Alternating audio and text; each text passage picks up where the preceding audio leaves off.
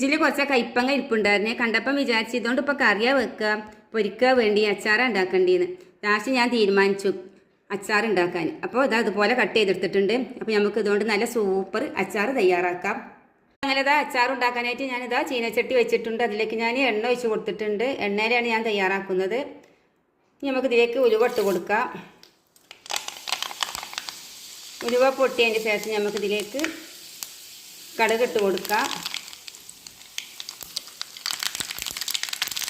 എന്ന് വരുന്ന സമയത്ത് കറിവേപ്പില ഇട്ട് കൊടുക്കുക.